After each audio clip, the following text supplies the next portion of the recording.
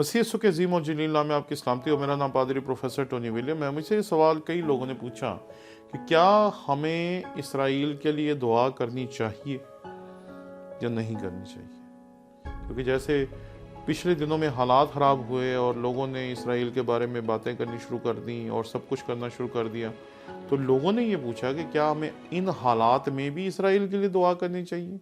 और एक शख्स ने कहा कि जब हम ये समझते हैं कि एंटी क्राइस्ट जो है या जो मुखालिफ मसीह है उसके बारे में ये तालीम दी जाती है कि शायद वो इसराइल ही में से आएगा, तो फिर भी हमें इसराइल के लिए दुआ करनी चाहिए।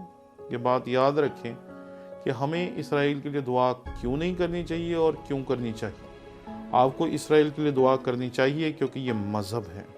जब हम पैदाइश की किताब उसका 12वां बाब और उसकी 3री आयत पढ़ते हैं तो यहाँ पर लिखा है, जो तुझे मुबारक कहें उनको मैं बरकत दूंगा और जो तुझ पर लानत करें उस पर मैं लानत करूंगा, और ज़मीन के सब कबीले तेरे वसीले से बरकत पाएंगे।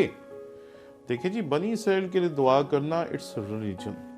मजहबी तौर पर हमें बनी इसराइल के लिए दुआ करनी चाहिए। यहाँ इस हकीकत को याद रखें कि मसीहियों के अलावा और अक़वाम भी हैं जो इसराइल के लिए अपनी इबादत में दुआएं करती हैं, लेकिन ये मज़हब है।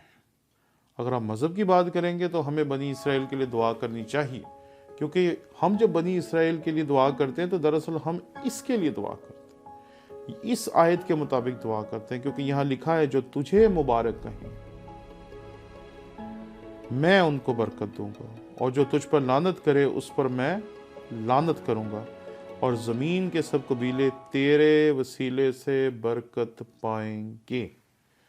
तब यहाँ पर वाज़ेह तौर पर लिखा है कि हमें इसराइल के लिए और इब्राहिम की औलाद के लिए दुआ करनी चाहिए। लेकिन ये मज़हब है।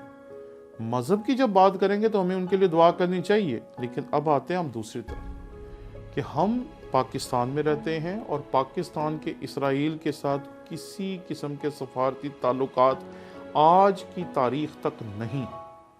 इसलिए हमें अपने मजहबी जज्बात को मजहबी इबादत गाहों में और अपनी ज़ाती और शख्सी इबादत तक रखना चाहिए, लेकिन उससे बाहर आकर हमें अपने मुल्क के कवानीन की ताबेदारी करनी चाहिए। और किताब मुकद्दस इसके बारे में बिल्कुल वाज़ेह तौर पर कहता है कि आला हुकूमतों के ताबे रहो। अगर आप उनके ख़िलाफ़ नहीं बोल सकते तो कम से कम जो इजाज़त आपकी हुकूमत देती है उस इजाज़त और उस हद में रहते हुए आप जो कुछ भी करना चाहते हैं वो ज़रूर करें, कोई आपको नहीं रोकेगा।